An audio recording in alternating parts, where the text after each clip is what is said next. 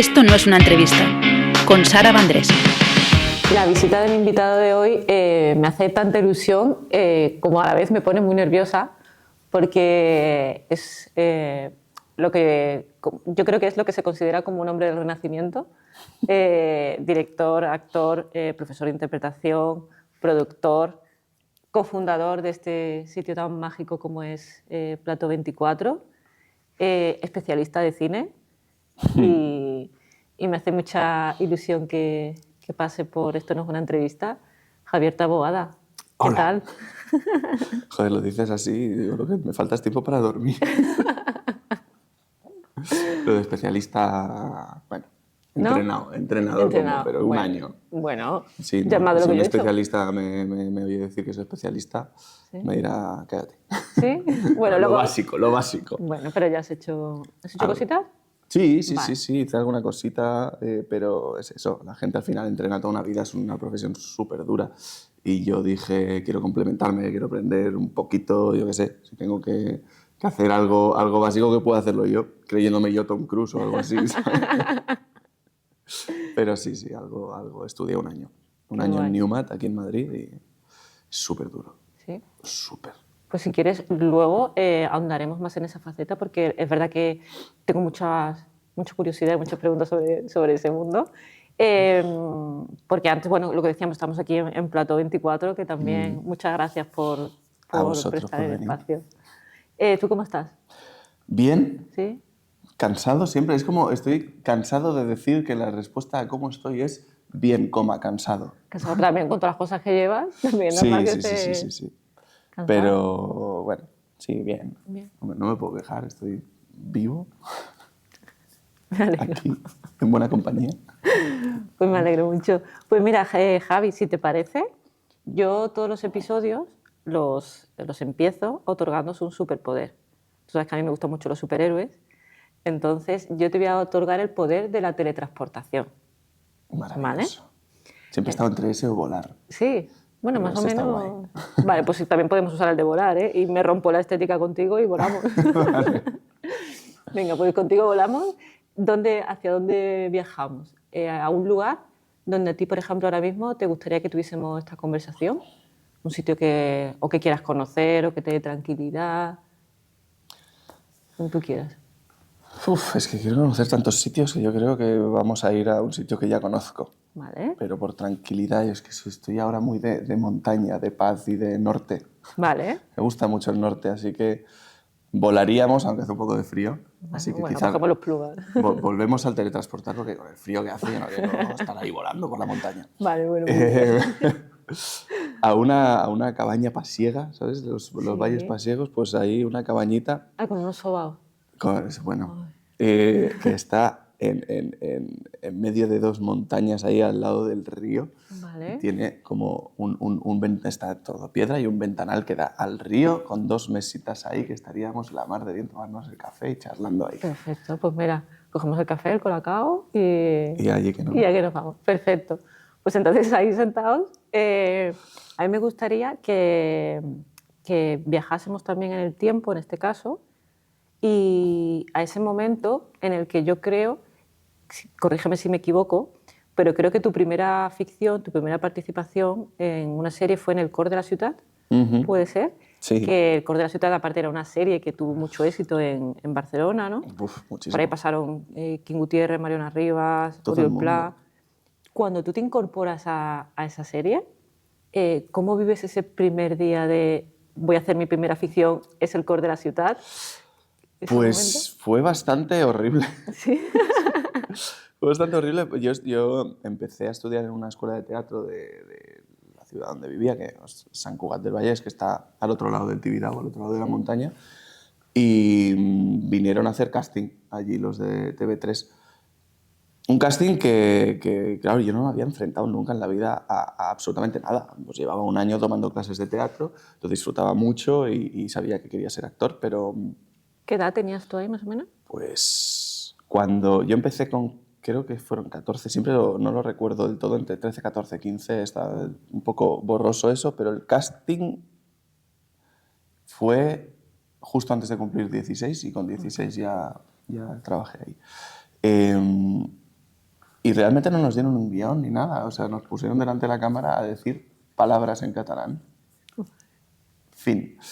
De ahí me llamaron, llamaron a mi escuela de teatro, que la profesora le dio un patatús porque se olvidó totalmente de que me habían llamado.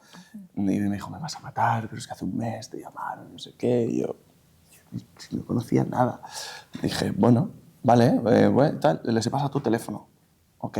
Bueno, llamaron, fui, lo primero fue ir y me dieron una separata que yo en ese momento no sabía qué era toma, un guión. Ok. Yo estaba acostumbrado a ir a clase de teatro, ¿no? Sí.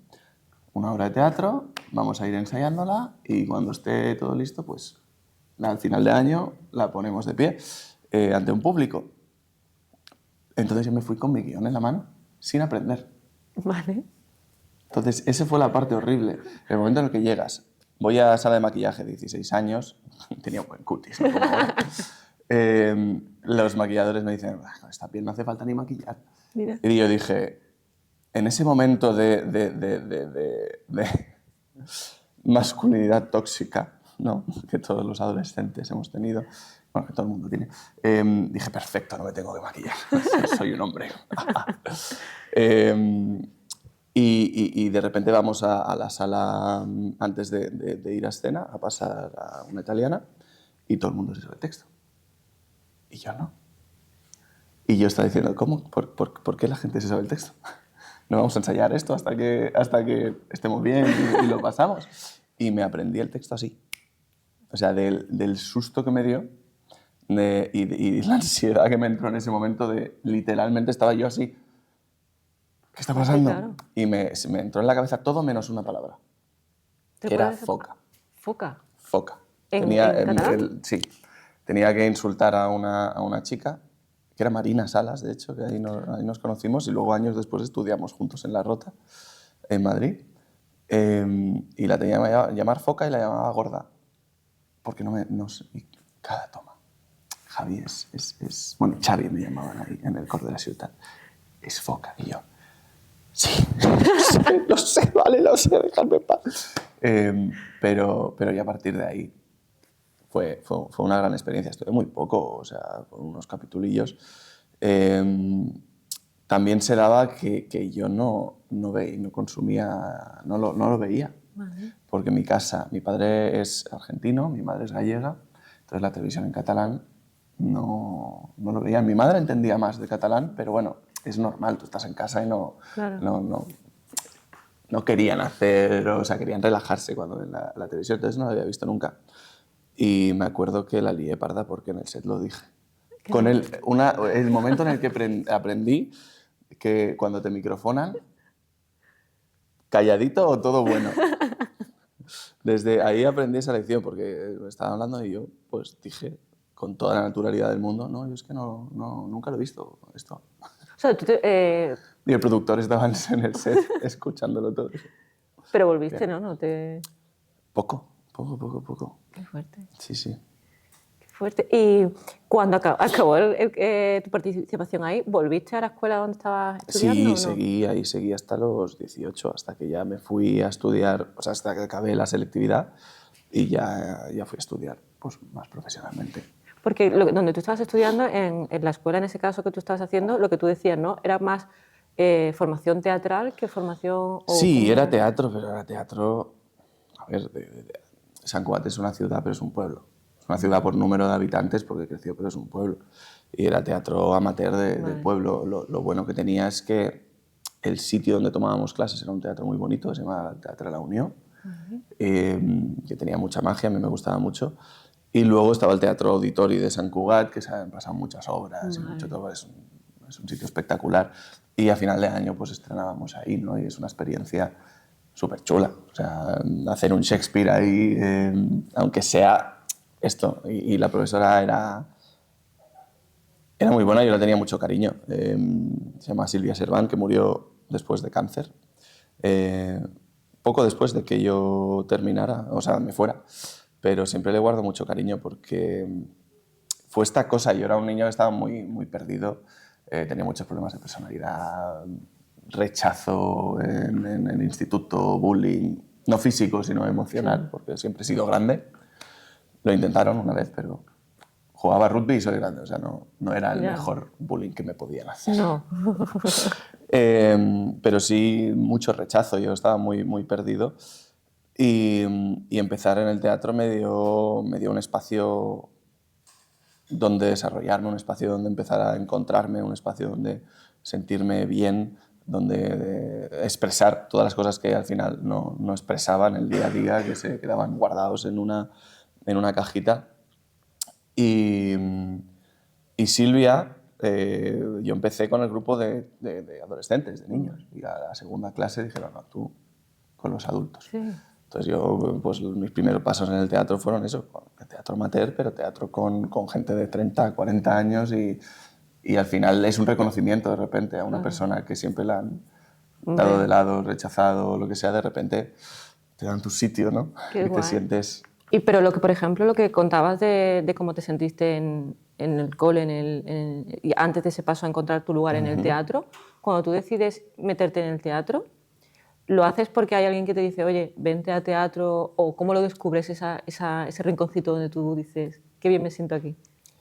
Pues a lo largo de la historia ¿Sí?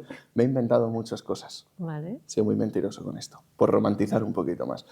Pero la verdad absoluta es que fue por una chica. Ah, mira. Yo era, tal como rechazado, era enamoradizo. Vale. Entonces, Es de los míos, ¿no? sí, el amor era como... oh, el amor. Y vino una chica nueva al instituto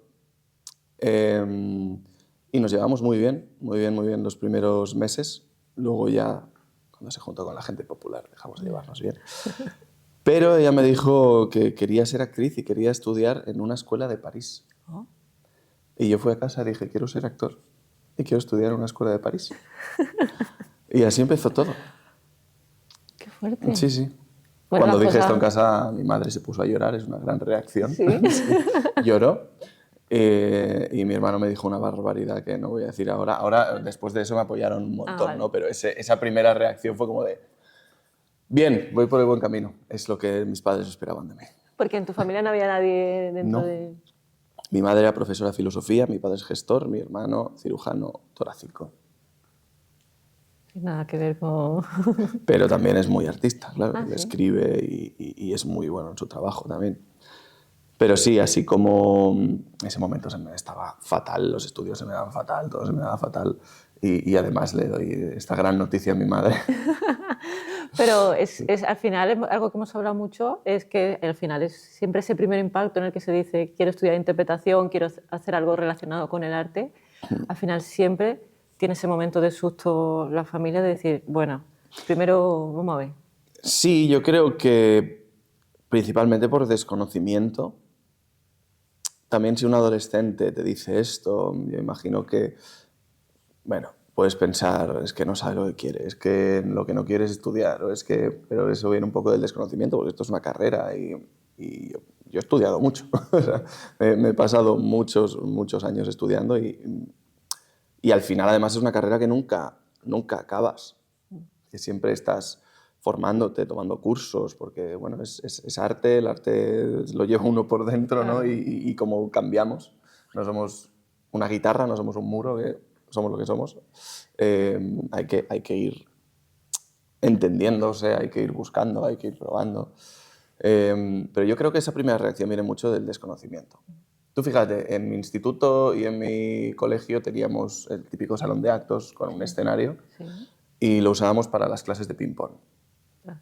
O sea, no había clases de teatro. Y con lo bueno que puede ser, además, para unos chavales, para oratoria, perder un poco el miedo a esa exposición, aprender a hablar en público, ¿no? Aprender a transitar emociones, ¿no? Te enseñan la raíz cuadrada de su... ¿No puedo insultar? Por supuesto. De su puta madre, pero no te enseñan a transitar tus propias emociones. Sí, a saber lo que está, a escucharte, ¿no? Y saber lo que te Sí, está pasando. y creo que tenemos un problemazo con la educación obligatoria que vamos, o sea, te sueltan después a la vida y dices, help, Sí. por favor, ayúdame. Como lo que decimos, ¿no? De que mi padre era profesor de matemáticas, que justo además me hizo mucha gracia porque el otro día, preparando todo, me decía, estás estudiando más ahora que en la carrera. ¿Sabes? Que al final la carrera que yo hice tampoco tiene relación con todo lo de ahora, pero me decía. Y yo con él siempre digo esa parte de, él es mucho de matemáticas y toda esta parte, yo soy negada para las matemáticas. Yo también. Y claro, y yo le decía, digo, papá, yo no he vuelto a usar nada, muchas de las cosas que usábamos. Él siempre me lo explica desde la lógica, digo, vale, pero luego en el instituto o en el cole, el otro día hablábamos con María Isabel de que yo hice una obra de teatro en el cole. Mira que yo en el cole me lo pasé muy bien, pero yo no hice nada de arte, yo no tenías tu asignatura de plástica de coger el punzón y hacer 4 cosas. Coñazo, por cierto. Pero ya está, claro, pero luego te sabías todas las raíces cuadradas, todo lo no sé qué. Y sobre todo desde una memorización, porque las matemáticas son vida también, pero no te las... A ver, puedes tener suerte de tener ese gran profesor y también, me voy a poner aquí a criticar a los profesores, que no es eso, que están en unas condiciones precarias para uno de los trabajos más importantes de un país, que dices, joder, qué mal ponemos la balanza, ¿no? En la qué paciencia importa que tienen y qué también. no. Pero fuera de esos concretos, esas condiciones que tienen ese trabajo y demás, creo que en nuestro sistema nos enseña desde la lógica, ¿no? Tu padre te está enseñando las matemáticas desde la lógica, ¿no? Tienes que aprender esto este año, vomítalo en el examen, olvídate de todo, volvemos a empezar el año que viene. Yo creo que, bueno, las matemáticas pueden ser muy útiles si te enseñan desde la lógica, desde el porqué, desde darle una funcionalidad, pero creo que nos centramos mucho en la memorización aquí y al final yo acabé sacando buenas notas. Sí, sí. Memorizando. Me vino muy bien después para los Aprender guiones texto, y todo esto, sí, pero es una pena. Yo creo que el teatro podría dar mucho, ¿no? Y bueno, yo creo que eso es lo que hablábamos, volviendo un poquito a la raíz de esto, el desconocimiento de lo que es esta profesión. Que es una profesión muy difícil, que si miras los números, que han vuelto a sacar esos números, ¿no? De trabaja un 2%, un 8% vive mal y el resto no sé cuánto, y un 40 y pico bajo el umbral de la pobreza y todo esto. Sí, la industria es la que es, pero es una profesión. Sí. Y se la ha de respetar como tal. Claro, y que también hay sitio para todo, es decir, lo que decíamos del cole, no es que le quitemos sitio a las matemáticas ni a la literatura ni tal, es como, vale, pero vamos a dedicarle también la importancia al transitar al arte para luego tomarla más en serio a la hora de decir quiero coger esta profesión, que también es una vía como Claro. la que me preparo para la selectividad, ¿no? Es que el arte al final es muy introspectivo y da espacio a todas esas cosas que no tienen espacio, y mucho menos en esas edades. No compartes con tus amigos eso, ¿no? No sé cómo será ahora, pero en ese momento era los chicos, masculinidad tóxica, a ver quién es más hombre, sí. Chicos y chicas por un lado, no. Hay mucho de imagen, hay mucho de no sabes quién coño eres, ¿no? Eres adolescente, eres más quien espera, o sea, quien crees que el otro quiere que seas, ¿no? Quizás que quien tú mismo eres. Y da espacio a esa mirada hacia adentro. No tiene por qué ser interpretación, yo creo en la pintura también, pero lo que tú decías, clase de plástica, era un coñazo. Otro dibujo técnico, es como que lo artístico, como lo que introspectivo, tiene la etiqueta de farandulero, ¿no? De como, esto me importa y es súper esencial. Al igual que te digo que me hubiera encantado que me hubieran enseñado a hacer la puta renta. Claro. Porque es eso, luego tienes 18 años, te sales de ahí, empiezas a trabajar y te dicen, has cobrado más de X, declaración de la renta. Y dices, ¿quién? ¿Qué? ¿Cómo? Sí, le echas una factura de no sé qué. Claro, ¿de qué me estás hablando? ¿IRPF qué es esa movida? Sí, es como cuando, yo lo echaba, por ejemplo, cuando te sacas el carnet del coche, que por lo menos en mi caso, ¿no? Te enseñan a conducir, pero luego si tú tienes un accidente, yo no tengo ni idea nunca tuve idea de hacer un parte, nunca tenía idea de hacer no sé qué, es como, a mí no me Pues enseñan. súper nervioso con el primer parte. Sí. Pues yo por eso no tengo ninguno, pero era como, bueno, llamaré a mi padre, porque esa parte no te la enseña. Yeah. Entonces es como, pues eso, nos vamos a lo...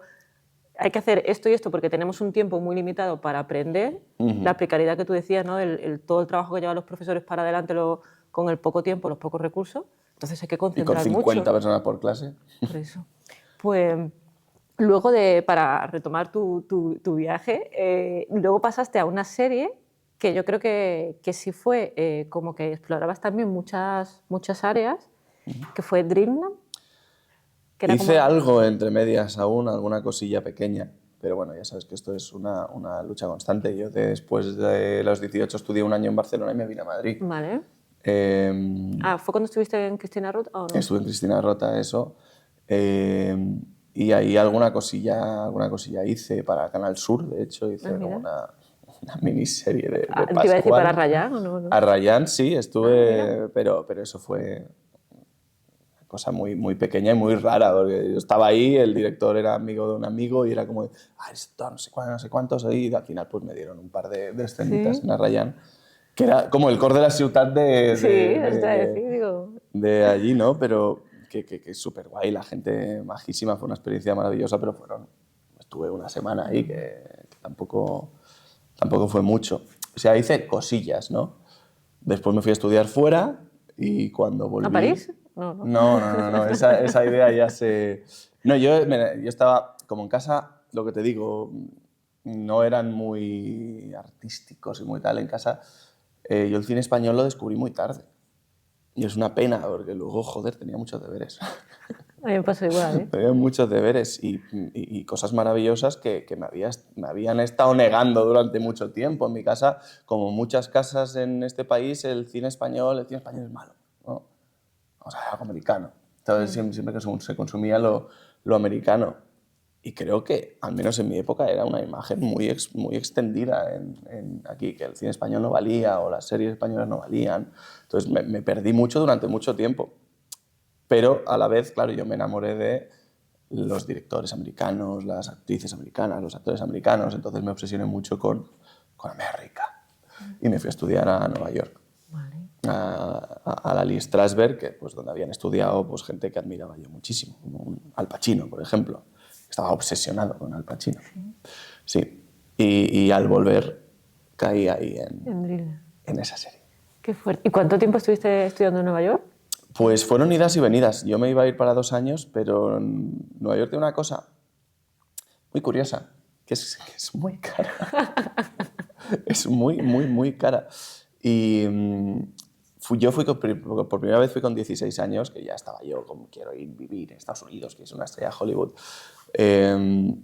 Y me enamoré de la ciudad, fui en verano. Vale. Fui porque conocíamos a gente allí, entonces solo pagaba el billete y luego allí pues estaba en la casa de esta gente, luego se fueron a Boston, me fui con ellos y conocí un poquito de esa parte de Estados Unidos y me enamoré. O sea, era como... Y entrar en el cine, y el cine lo viven, es una maravilla. Parece que estén en el teatro. Sí. Acaban la película, todo el mundo se queda hasta el final, aplauden, y tú estás como... Es una experiencia que es lo que es el cine comunal, ¿no? Todo el mundo está como muy conectado en eso y lo viven mucho. Estados Unidos tiene muchas cosas malas, pero tiene también muchas cosas buenas y la cultura del cine es espectacular y la cultura del teatro es espectacular. En Nueva York la cultura del teatro es espectacular. Y me he perdido un poco el hilo, pero vienes sí. a... Luego me fui a estudiar, hice la prueba de acceso, fue una época maravillosa porque al final lo haces todo online en ese momento, que no había tampoco tan, por teléfono, que te pones nervioso porque no es lo mismo hablar con una persona en inglés aquí que alguien por teléfono en una llamada con Nueva York, haces entrevistas, tal, te dan tu plaza y dices, voy a ir a estudiar, donde estudió el Pacino. Y no me fui porque yo me tenía que ir en primavera y lo retrasé hasta diciembre. Vale. Porque me salió un trabajo que era un espectáculo que se llamaba Dreams 2, que se hizo en el Palacio de los Deportes durante, no sé si eran 2 o 3 funciones, que era una cosa como... Metían de todo ahí, circo, baile, ¿no? Ópera, era como una cosa muy, muy bizarra, pues un espectáculo que querían vender, entonces pues no sé quién puso mucha pasta y se hizo. El escenario era todo el centro del Palacio de los Deportes, que era una piscina enorme. Entonces había como pasarelas y tal para que nosotros pudiéramos hacer... Bajábamos desde el techo de ahí con estructuras de hierro, haciendo coreografías desde ahí. Era una experiencia y dije, no me la quiero perder. Pero eso hizo que yo empezara allí en invierno. Vale. Y claro, invierno en Nueva York es... complicado, ¿no? Es otra historia. O sea, yo al principio lo pasé muy mal. Llegas y nieva y claro, tú estás en Manhattan andando y dices, estoy en una película. la nieve, oh, qué bonito, no sé cuántos. A la segunda semana de nieve estás hasta los cojones, o sea, estás diciendo, por favor, para, el frío que hace es espectacular y te vas todos los días andando. Yo me puse también había una producción en la que podía entrar, entré en esta producción de Las Tres Hermanas, que yo estaba haciendo a Andrei y fue una experiencia espectacular. Pero claro, yo estaba todos los días, iba andando al ensayo, iba andando a la escuela, iba andando tal, y el frío que hace es... Y aísla mucho también el frío, porque no tienes ganas de salir, ir a ensayar al Central Park, estás encerradito, estás como muy tal, estás lejos por primera vez a un océano de distancia, y fue duro, tengo esa espinita de, hostia, al principio me costó, y luego dije, me quiero ir a Los Ángeles. Ah, ¿cómo cambiaste? Entonces me iba para 2 años, pero entre el precio, tal, no sé qué, todo muy caro, todo tal, acabé, no sé si haciendo 6 meses, algo así. Luego lo que fui haciendo es ir y volver. ¿Entre Nueva York y Los Ángeles? ¿O entre No, España volví aquí a Vale. España y luego iba haciendo cada 3 meses, porque yo tenía el visado de estudiante Vale, para Nueva York. claro. Una vez te vas ya lo Vale. pierdes. Y eso, a la vuelta de Nueva York caí en Dreamland. esta serie, sí. Y de Dreamland hay un periodo, porque bueno, hace poco acabó Dreamland donde cantabas, ¿no? Y había grupos de baile también, que nada tiene que ver con lo que luego haces, que es la famosa serie que se acaba de terminar, ¿Cómo era amar? Es para siempre, es como un Ajá. cambio de registro. Bueno, o brutal. sea, al final haces lo que puedes. Es la realidad, es que ¿Cuánto haces lo que pasó puedes. entre Dreamland y Amar? ¿Sabes lo que pasa? Que Dreamland fue un proceso muy tortuoso de 3 años hasta que salió. Entonces, tengo un poco los tiempos perdidos, pero creo que Amar fue 1 año después del estreno o medio año después del estreno de Dreamland, al año siguiente fue. Sí, sí. Porque fue duro Dreamland, o sea, de casting o de... Mucho. No, fue extraño. No fue un proceso normal. Eso es para hacer un documental sobre detrás, o sea, era mucho más interesante lo que pasaba detrás que lo que pasaba delante de la cámara, la verdad. Sí, es una historia, vamos, que si nos pusiéramos a hablar de esto necesitamos 8 temporadas, ya no 8 capítulos. Bueno, pues cuando vuelva, si quiere, otro episodio, hacemos especial Dreamland. Pero no, pero eso fue esa etapa y después, al final, como actor te adaptas y te adaptas a lo que puedes. Muy poca gente puede escoger lo que hacer, ¿no? Que es lo que decía. Haces lo que te echen, es como, venga, va, y quieres disfrutarlo, entonces lo ideal es esto, ¿no? Cambiar de registro. Imagínate que después de Dreamland es otra serie musical. Seguramente lo hubiera hecho, porque no estoy en ese 2% de personas que pueden decir que no, ¿no? Pero hubiera sido un poco aburrido. Pero tú en ese proceso entre lo de Los Ángeles, Dreamland, Amar, tú a la vez, lo que hablabas ahora mismo del porcentaje, ¿no? del 2%, ¿estabas a la vez con otros proyectos o estabas...? En ese momento estaba solo centrado en la interpretación. En Dreamland es cuando empecé a mirar detrás de la cámara también. Tuve 2 capítulos donde mi personaje, o un capítulo donde mi personaje no salía, y todo ese rodaje siempre me ha llamado mucho, siempre me ha gustado mucho el cine. O sea, es pues lo mismo, tú imagínate, pues un niño que tampoco se acaba de encontrar, que no acaba de tener muchas amistades. Yo consumía mucho cine y en mi casa también mi padre le gustaba el cine y entonces al final siempre me ha gustado mucho. En ese momento tuve la oportunidad de decir, oye, hablé con el productor, le dije, ¿puedo ponerme detrás de la cámara, tal? Y dije, pregúntale a la directora de producción. Ella me dijo, pregúntale al equipo de cámara, y fue al equipo de cámara y les pregunté si podía pues, estar con ellos trabajando de meritorio. Y me dijeron que sí, y ahí estuve, trabajando de meritorio de cámara. Además me llevo una amistad de ahí que aún la tengo, que es Rebe, que es así desfoquista, que me recibió con los brazos abiertos y me enseñó muchísimo. Qué guay. Ella con mucha paciencia. Pero sí, y ahí ya me enganché también. Ahí fue donde empecé a engancharme detrás de la cámara también.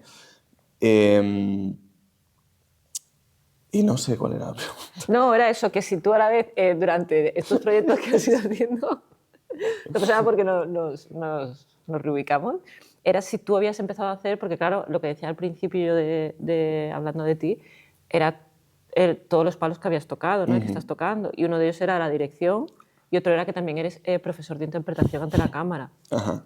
Aparte de Claro, no, de la en ese momento aún no. No. En ese momento estaba centrado en la interpretación y, bueno, pues, a ver, pues siempre vas a tener que ir trabajando en otras cosas, pero pues lo mismo. Sí me acuerdo que cuando estaba en Amares para siempre también estaba trabajando en una tienda de ropa, que siempre me acuerdo de esta anécdota porque mi personaje era como el rojo, ¿no? El revolucionario y demás.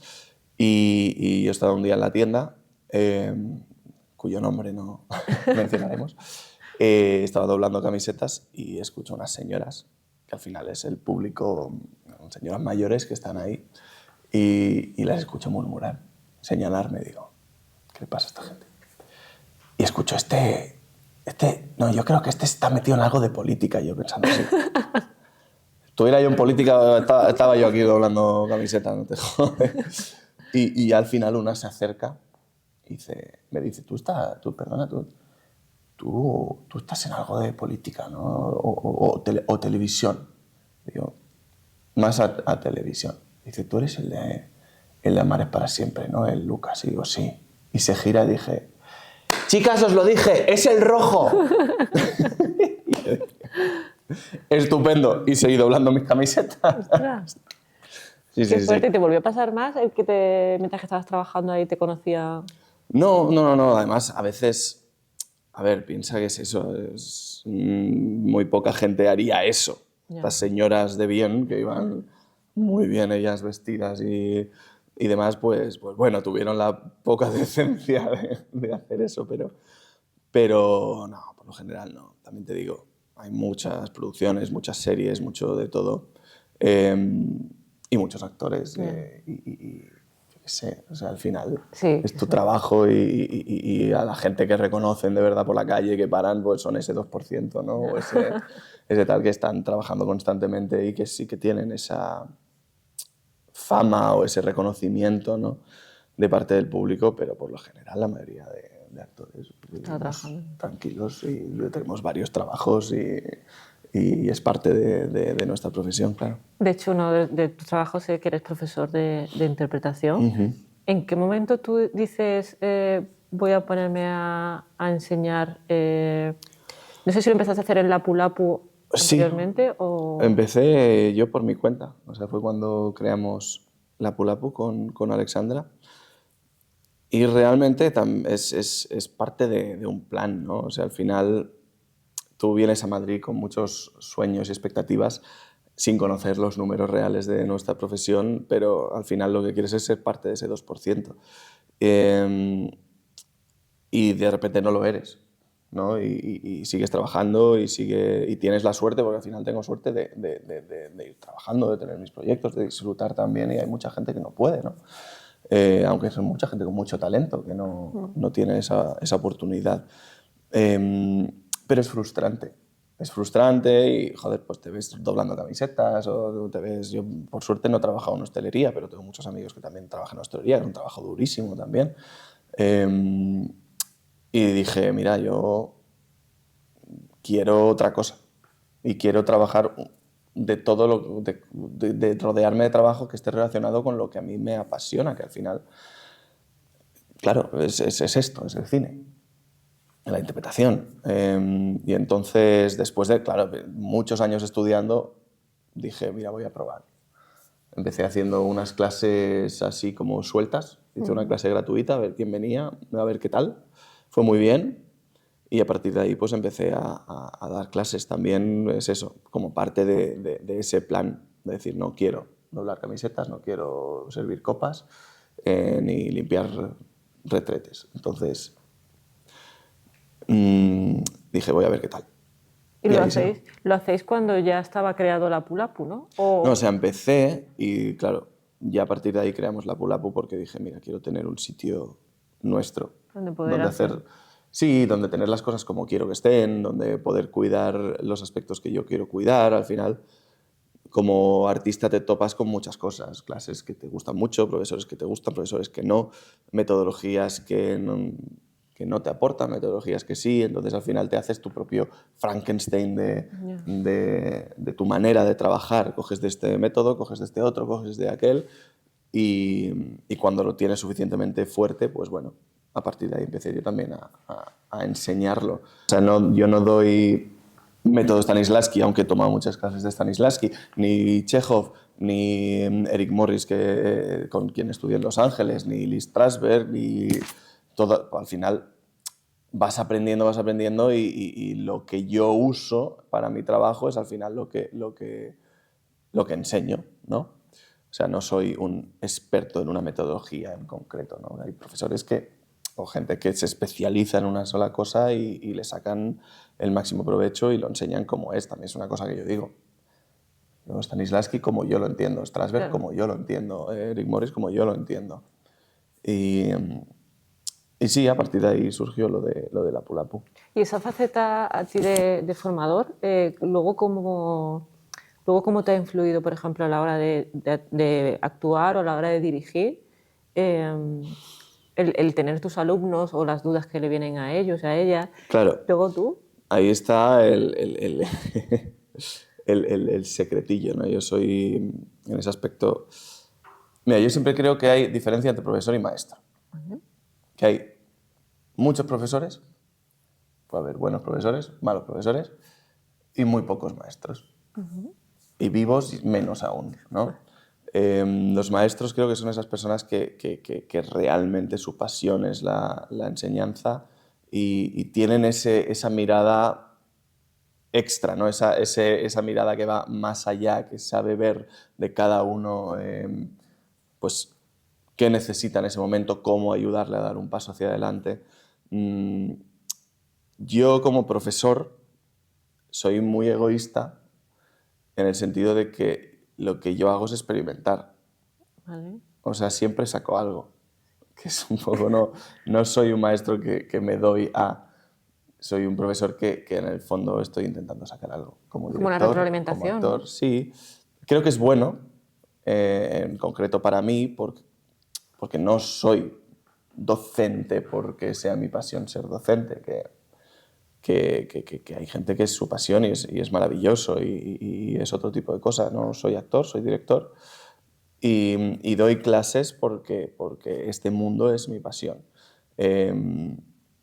Pero las doy siempre con esta cosa de voy a experimentar contigo, a ver si hacemos esto, si hacemos aquello. Entonces siempre me alimento mucho, tanto como actor como director.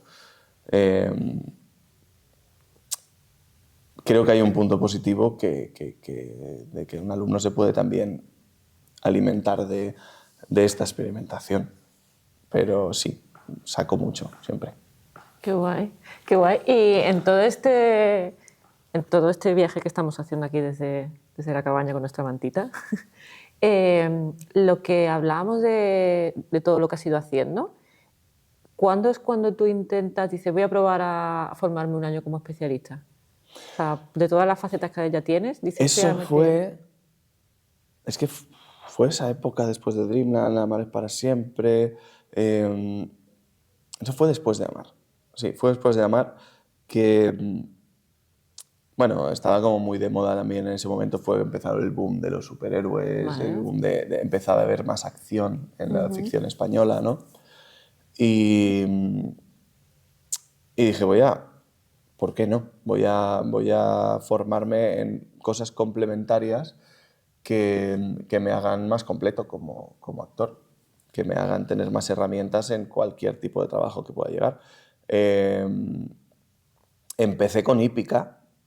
Empecé con Hípica por una serie que se llama Steel Star Crossed, que se rodó en Córdoba.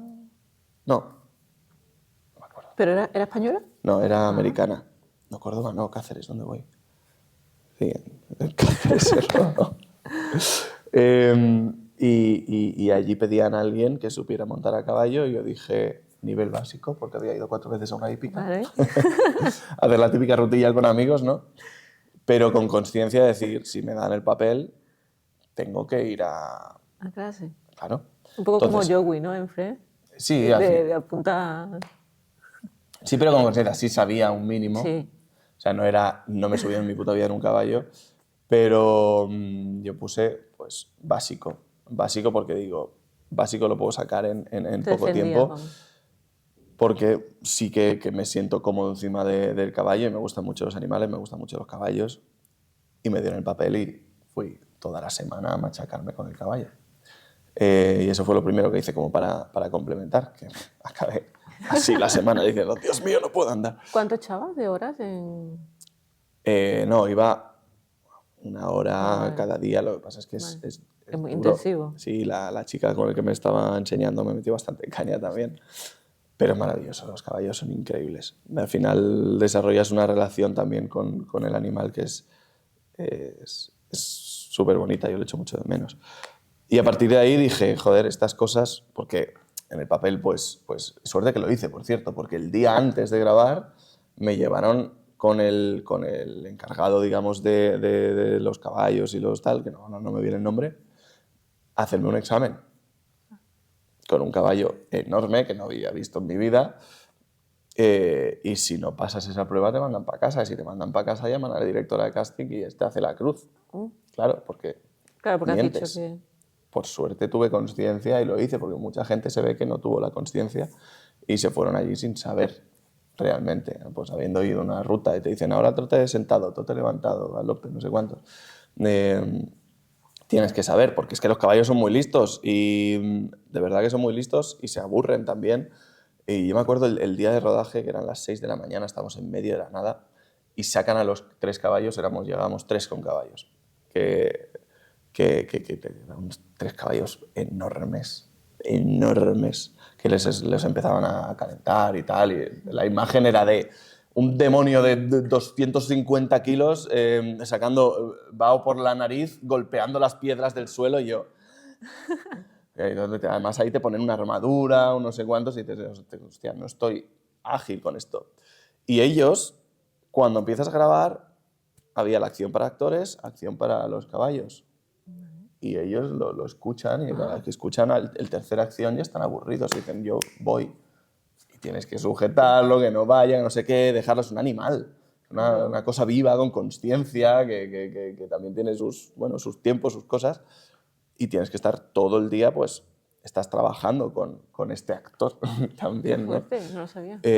Sí, es la leche, pero es difícil y te pone un poco de los nervios. Pero bueno, a partir de ahí dije eso y me vi esta escuela de especialistas, que nunca quise ser especialista porque no creo que tenga las capacidades físicas para serlo. Son máquinas. O sea, son máquinas de matar los especialistas. Y es un entrenamiento durísimo. Yo hice 1 año porque quería complementar. O sea, todo lo que fuera complementar me interesaba. Todo lo completo que pudiera ser, pues bailo, canto. Eso ya además venía con tiempo haciéndolo. Pues ahora hay mucha acción, pues venga, quiero aprender. Pues si me ponen una pistola con balas de fogueo que tiene su qué, quiero saber qué estoy haciendo. Si tengo que caer al suelo, una pelea, uno que te pega una paliza en la calle, lo que sea, pues ser capaz. Pero para tener, por ejemplo, esa opción, ¿no? de que no te doblen, sino hacerlo tú mismo como tú Las cosas sencillas. O sea, es lo que te decía antes de broma de Sí. Tom Cruise. O sea, Eso, una por cosa eso. es ser el puto Tom Cruise, que es un actor único en ese aspecto. Hace barbaridades, las hace él, pero claro, luego se rompe la pierna y el rodaje se para. El rodaje no se puede permitir realmente que el actor haga ciertas cosas, pero lo básico. Porque, por ejemplo, lo que decíamos de Tom Cruise, vosotros los actores, yo sé que, por ejemplo, hay parte, por lo menos lo que conozco de los deportistas, durante temporada o durante ciertas cosas, tú no puedes hacer ciertas cosas. No, claro, si por no estás con un sufrir. contrato, estás grabando algo, no puedes hacer nada que lleve un riesgo. De Incluso hecho, tampoco te deportes, puedes ir ¿no? a tomar el sol, no puedes. Tienes que mantener un tono de piel. Que es que no lo hemos hablado nunca, el tema del récord, de que, pues eso, Claro. tomar el sol, cortarte el pelo. Esas o cosas no hacer cierto tipo de deportes. Mientras estás bajo contrato, tienes que, o sea, tu responsabilidad es mantenerte igual, ni engordar, ni adelgazar, ni ponerte más fuerte, porque si no estás rompiendo el récord, claro, estás rompiendo la continuidad y por lo tanto la sensación de que esa ficción es una realidad. Esto, por ejemplo, nos pasó en Dreamland. Me acuerdo que grabamos una cosa en verano, que estábamos todos, pero vamos, morenos, y 3 meses después empezamos a grabar el contenido y era como de repente blancos, morenazos de revista. Blancos. Eso ya no fue nuestra culpa, ¿no? Pero sí es tu responsabilidad. Sí es tu responsabilidad que no... Y lo de ponerte moreno es un problema también, sobre todo en verano. Estás grabando y dices, me voy a tomar una cerveza y de repente dices, hostia, me he quemado. Mierda. Sí, ahí hay que mantener el récord. Sí. ¿Tenéis como, por ejemplo, para el tema del peso, nutricionistas para seguir manteniendo una dieta o sos autocontrol de...? Yo he hecho alguna dieta, pero no por exigencias de guión. O sea, yo creo que eso va un poco más... También piensa que es eso. Yo he tenido la suerte de trabajar, de hacer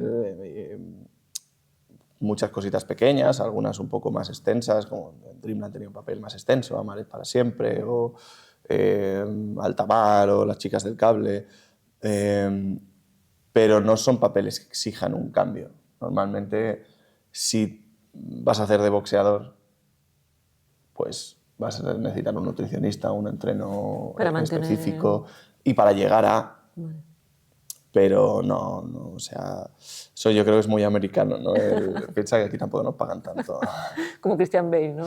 Claro, o sea, eres Christian Bale estupendo, estás en Hollywood, en esa gran industria, estupendo, pero aquí haces una película y sigues teniendo que ir a trabajar a una tienda, ¿sabes? O sea, los sueldos son los que son. Y a mí una parte también que me gusta hablar contigo, de que además recientemente tu cortometraje, te voy a intentar pronunciar bien, All Ghost Cover. Perfecto, maravilloso. Ha ganado el premio en el festival Fixen. Ha ganado el cortometraje. Sí. Es una producción de The Punished Rabbits, que también es vuestra productora. Sí. Bueno, con otros socios, pero sí. Primero, felicidades otra vez. ¿Cómo nace el corto? Porque el corto, por ejemplo, yo creo que es un formato muy necesario en lo que es el mundo audiovisual, pero tampoco tiene tanta visibilidad luego de cara a... No, es... A ver, el mundo del cortometraje, lo primero, bueno, también por desconocimiento hay poco respeto, creo, en general, hacia el mundo del cortometraje y se merece mucho más respeto y más visibilidad porque al final es la herramienta que tiene, para empezar, guionistas, directores, directores de fotografía, toda esta gente que se dedica al mundo del cine para empezar a hacer su arte, porque es que esto es muy caro. ¿Cuánto puede ser, por ejemplo, una inversión de un corto? Puede no tener fin. O sea, un corto puede valer lo que quieras que valga. O sea, en concreto, costó muy poco dinero porque lo hicimos con los recursos que teníamos y no teníamos casi ni equipo. Teníamos una localización, una cámara, un objetivo y un micrófono. Lo demás lo íbamos fabricando literalmente. Pues si nos daba el sol directo, pues me fabriqué un palio con tubos de PVC y sábana, ¿no? Pero porque en ese momento no disponíamos de más. Pero puede valer lo que le eches. O sea, lo que le eches. Un conocido que su primer corto fue de casi $500,000. $500,000. Bueno, pero es que es muy caro, es un medio muy caro. Y si quieres pagar a la gente, que idealmente es lo que tienes que hacer, que en el mundo del cortometraje a veces no se hace, porque es esto. Bueno, es la única manera que yo tengo como artista, como creador, de explorar y de trabajar esta idea, esta historia, de contar esta historia. Porque, entonces, si es una pieza de 5 minutos, de 10 minutos, de 15 minutos, pues aún hay gente que dice, oye, me gusta la historia, me sumo a esto, vamos a sacarla adelante y a ver si nos da un hueco. Pero no sé lo que te iba a decir, pero vamos. El precio de un corto y lo poco que luego... Si quieres pagar a la gente eso, tienes que, vamos, Pero luego a la hora, por ejemplo, de conseguir financiación, conseguir proyección, es ahí donde está lo complicado, porque no se apuesta por, ¿no? Claro, a ver, nosotros somos una productora nueva, llevamos un año y poco.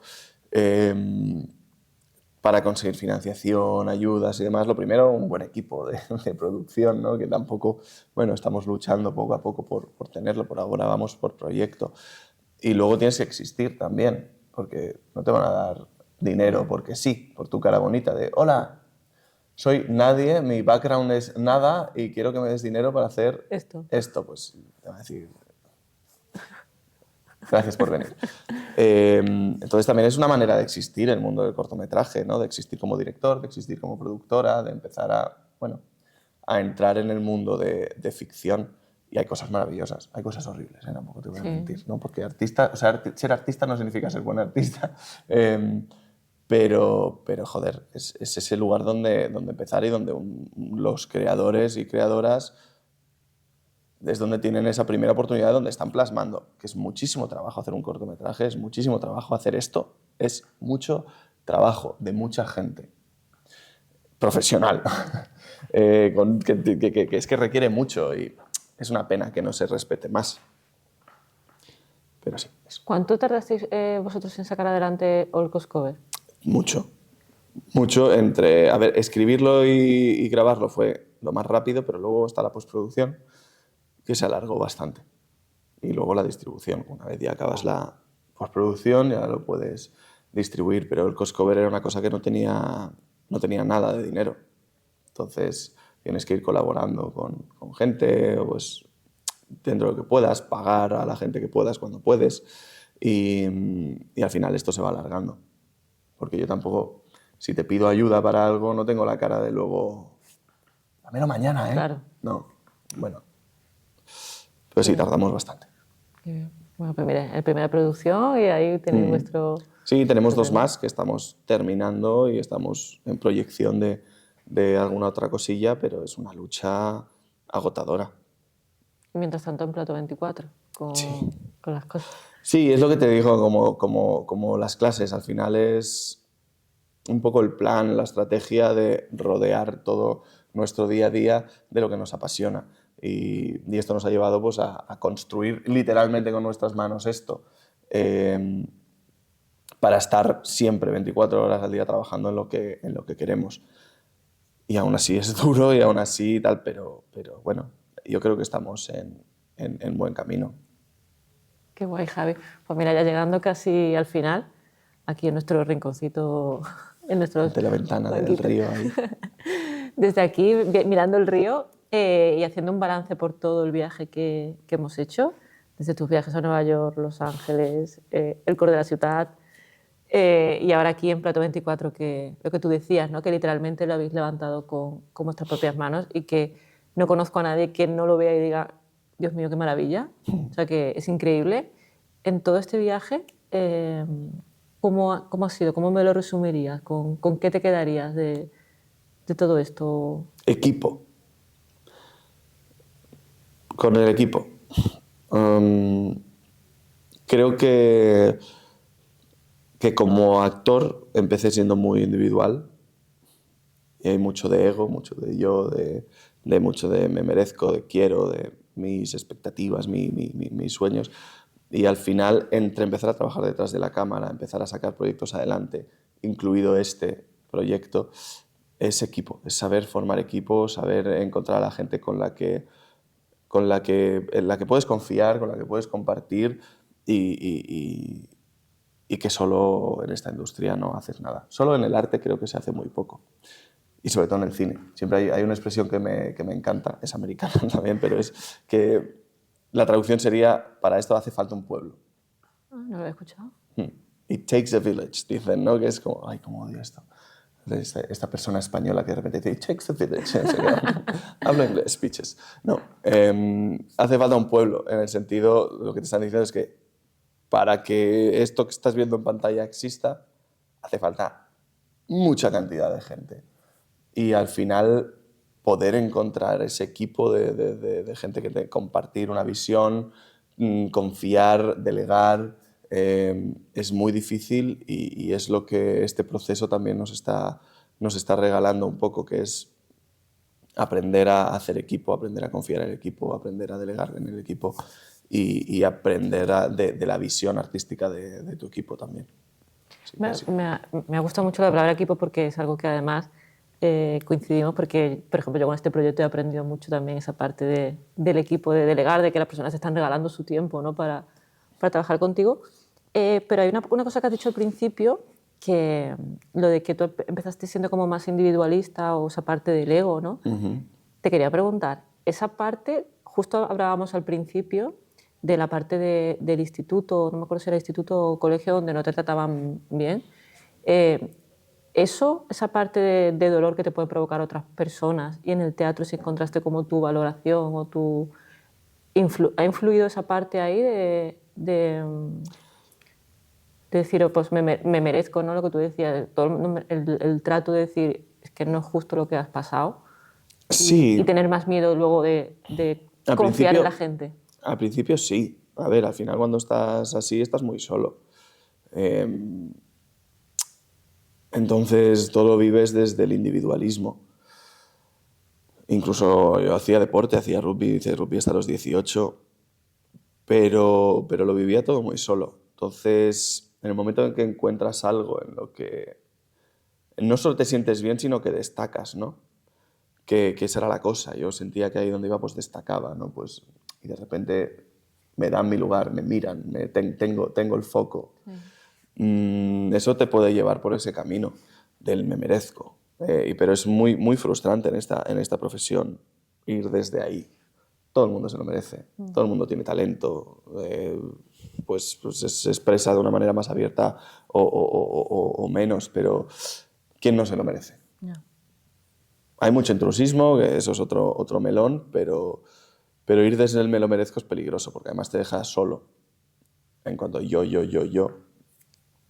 Y es más duro. Al final, cuando haces las paces un poco con eso, ya vas pasando los años, vas a terapia, que es muy recomendable ir a terapia, empiezas a mirar esa parte de tu vida desde otro sitio, empiezas a hacer las paces con todo eso que viviste, con esa soledad, con ese dolor, y eso ayuda a que te enfrentes a tu trabajo de otra manera. También es muy catártico esto de ser actor, de ser artista, porque te puedes permitir vivir muchas cosas a través de los personajes, que al final son tus emociones, pero lo vives a través de otra historia.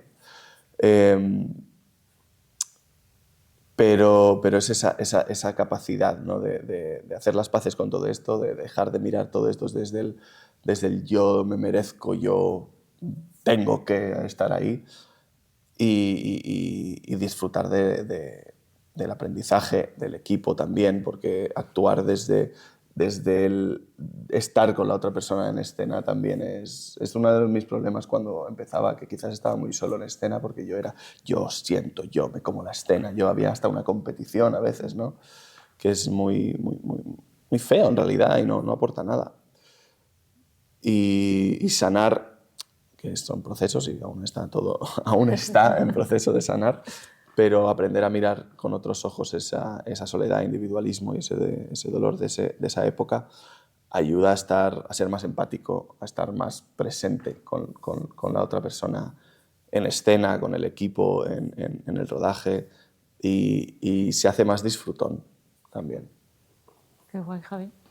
Pues me alegro de ese proceso y me ha encantado la palabra equipo. Y vamos a llegar al final del... Hay que volver a Madrid. Sí, pero teletransportándonos, no volando. No, sí, hace mucho fresco. Pero hay un juego que además tengo muchas ganas de jugar contigo, que es el de las recomendaciones culturales. Uy. Que además va a ser mutuo. Yo te voy a decir 3 cosas que nos recomendemos, yo te recomiendo una y tú me recomiendas otra. Para que todo el mundo, pues, así vamos aprendiendo de nuestros gustos. Wow. ¿Vale? Entonces, una película que nos recomiendes para que veamos. No sé si de Al Pacino o de lo que tú quieras. Esto siempre es dificilísimo. Es como, ¿cuál es tu película favorita? Es como tener 100 hijos y decir, no lo sé, ¿vale? Es muy difícil y depende del momento. en el momento en el que estamos ahora, aquí en el de este pasiego, estamos en el Casón Pasiego, una que digas tú, pues mira, me apetece ver esta. Pues estoy ahora mucho con el cine asiático porque lo he descubierto mucho hace relativamente poco y este año se estrenó la de Past Lives, Vale. que es una de esas películas que es cine. Cine en cuanto a séptimo arte, en cuanto está todo muy cuidado. Es muy sencilla, la historia es muy sencilla, pero está muy cuidada, es muy disfrutona de ver. Past Life, vale. Pensé que me vas a decir... Toda la vez en todas partes. No, ya sé. Eso lo voy a recomendar yo. Vale, pues yo, por ejemplo, voy a tirar por lo que decíamos al principio, que a mí me ha encantado, porque yo, por ejemplo, descubrí el cine español porque mi padre insistía mucho en que hubiese cine español. Qué guay. Entonces, yo voy a tirar de cine español. Y como esto es un poco atemporal, yo me quedo con una película que vi hace poco, bueno, del año pasado, que es Cinco lobitos. La he visto. Como hemos hablado antes de todas partes del mensaje que hay y la unión, para mí Cinco lobitos es... No me canso Gran de película. verla. Así que la Sí, ponemos. sí.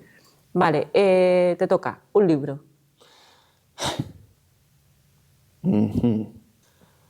Estoy intentando acordarme del título. Hace poco leí a Murakami, que no siempre es como, ¿sabes? Esos autores que tienes que leer, pero son dos títulos, que son como si fueran dos novelas juntadas, que es Hard Boiled Egg Vale. y no sé qué de Wonderland. Vale. Son dos, o sea, Hardboy es una O sea, y otra... pero es un mismo libro. Vale. En realidad son dos historias. Vale. Qué buena recomendación sin título, ¿verdad? Bueno, pero la buscamos y luego lo Lo subtitulamos. de Hard Boiled Egg es fácil. Pues lo miramos. De hecho, fíjate, ahora hablando mientras has dicho esto y pensando en todo lo que hemos hablado, me ha venido otro libro, que si me permites te lo voy a decir, que es una biografía, que es lo que te decía, me gustan mucho las biografías, que es... ¿Tú llegaste a ver Orange is the New Black? Algo sí, vi cosas. Pues hay una actriz de ellas que era Diane Guerrero, que escribió, se llamaba En el país que amamos, que es su biografía de cuando ella llegó a Estados Unidos. Y cuenta el proceso de cómo a sus padres los deportaron a Colombia y el sistema se olvidó de ella. O sea, ella había nacido... Se quedó ahí. Ella estaba en el cole, o sea, esto no es spoiler, ¿no? Esto es la parte de esto. Ella sí nació, creo recordar, en Estados Unidos, y mientras ella estaba en el cole, se llevaron a sus padres. Y cuando ella regresa a su casa, no están sus padres. Y vive durante un tiempo en casa de los vecinos, pero sin dar constancia de que hoy os habéis llevado a mis padres, porque si lo decía, la iban a quitar a ella también. Qué horror. Y entonces ella cuenta toda esa experiencia de ese proceso de, oye, se han olvidado de una niña de X años. De hecho, una vez creo que cuenta que la atropelló un coche, creo que fue la pierna nada más, pero no fue ni al hospital porque no podía decir... Qué horrible. Y todo eso lo cuenta ella y es una de las biografías que más... Mira, hablando de lo que hablábamos de Estados Unidos y todo, me parece... Y además súper rápida de leer. Es de mis favoritas. Pues me las apunto las dos. Así que eso. Pues mira, llegábamos ya con una serie. Una serie que no tiene que ser de ahora, pues recomendarme, no sé, médico de familia, de repente si quieres, lo que tú quieras. Farmacia de guardia. Me la han repuesto ahora. ¿En serio? Creo que la han puesto en Netflix. Yo voy a pensar. Mira, yo te tengo otra también. Joder, qué rápida eres. Porque tú sabías que me iba a ser. Claro, yo tengo el juego, pero en función de lo que me contáis, digo, pues voy a tirar por aquí o por allí. Uf, hay tantas. Vale, sí, ya. Venga. Yo, una de las que recomiendo siempre es Fleabag. Vale. Que me parece... Phoebe Waller-Bridge se llama ella. Es espectacular. O sea, es la guionista, la protagonista y es increíble. ¿Acabó Flipa o sigue? Acabó. Ella dijo que lo mismo cuando ya sea una viejita hace algo como para... Pero lo que se tenía... Y a mí me gusta mucho esto, las miniseries, porque tienen más que... Son como películas largas, en el sentido de tengo una historia que contar y cuando acaba la historia, ¿no? Que a veces pasa esto... No vamos a nombrar cosas de que dices, hostia, he hecho una serie, una temporada, ha ido súper bien. Vamos a hacer 7 temporadas más sin tener absolutamente nada que contar. Sentido. No. Entonces me gustan mucho estas cosas que son, no, es que esta es la historia que quiero contar y dura esto, y ya está. Y Fleabag, esas 2 temporadas, y me parece maravillosa, atrevida, es tremendamente in your face, ¿sabes? Es como... Y ella es increíble.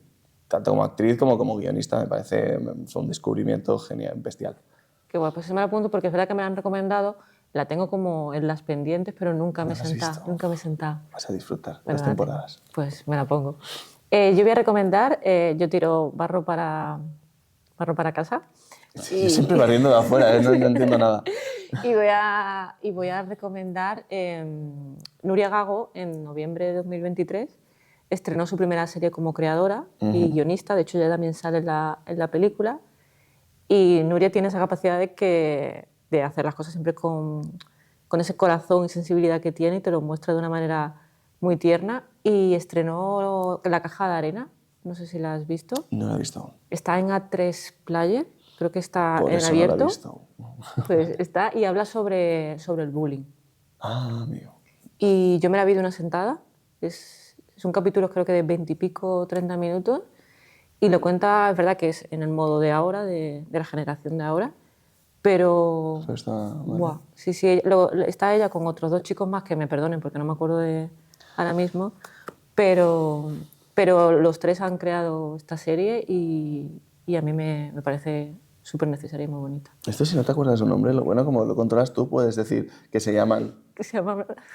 y luego lo grabas. Luego hacemos las tomas Que se llaman Joaquín, no sé. Pues ya para una serie más, así Sí, también claro. una de casa, Antidisturbios. No sé si la has visto, sí. pero lo que hace Sorogoyen... O sea, creo que el cine, la ficción española ha pegado un salto bestial y se están haciendo cosas increíbles en los últimos años, y Sorogoyen es para mí uno de esos referentes que ha ayudado a cambiar esto, y Antidisturbios me parece una serie de lo mejor que he visto. En ese año creo que fue la mejor serie que vi, no nacionalmente, sino que vi. Sí, O sea, es una cualquier locura. serie, creo que estamos en un momento en el que no es serie española o serie americana o serie tal, esta ficción es la hostia. Sí. Aparte, yo, por ejemplo, el otro día, bueno, que esto es atemporal, pero tuve la suerte de ver ya por fin a Vicky Luengo con Prima Facie en el escenario. Me parece una locura. Bestial, ¿no? Es que, no sé. Y Antidisturbios es eso, es lo que tú dices, desde el minuto 1, esa primera entrada, creo que es cuando entra, me parece... Hasta el minuto último. Están todos increíbles, todos. O sea, son unas cosas que me gusta mucho de Sorogoyen, aparte de cómo cuenta la historia. Todos los actores en sus ficciones están espectaculares. Que eso habla muy bien también de él, creo. De la dirección, sí. ¿Llegaste a ver Asbestas? Claro que sí. Vale. La tengo en Blu-ray, edición especial. Soy esa persona que aún compra Blu-rays y Yo también DVDs. tengo. Sí. Sí, alguno el otro día vino mi hermana de visita, me dice, ¿tienes este Blu-ray cerrado? Y este también, y digo, ya, porque los compro. Lo que pasa es que me jode porque yo me compro Asbestas, edición super mega especial, con la caja de cartón de su puta madre, y ahora ya yo creo que están como abandonados los DVDs y los Blu-rays y no ponen casi No. contenido extra. Tengo ¿sabes? Las Señor de los Anillos, Sí. las versiones esas extendidas, las tengo todas, Sí. pero o sea, hay como 40 y pico horas de making of, y a mí me encanta eso. Y no ponen No lo ya, ponen. me da mucha rabia. Ya, yo tengo que reconocer que hace ya como 1 año y pico que no compro precisamente esto. Pero a mí me pasa lo mismo, me veo siempre lo que es el contenido extra y no me veo Como la película ya me la he Como visto, ya la ves. digo, pues me voy al contenido extra. Sí. Pues nada, Javi, que tenía muchísimas ganas de esta conversación. Pues de vuelta a Madrid, ¿no? Sí, de vuelta a Madrid. A ver si nos coge mejor tiempo que aquí. Sí, bueno, sí está bien. El río es bonito. Sí. Que ha No sé si sido- para el audio es bueno, pero... Sí, no lo controlan en postproducción. Luego meteremos ahí Una musiquita. de musiquita. Que me ha hecho muy feliz conversar contigo y conocerte un poquito más. A mí también. Que gracias por tu tiempo y por vuestro espacio, y que nos sigamos encontrando. Eso es. Ea. Un aplauso.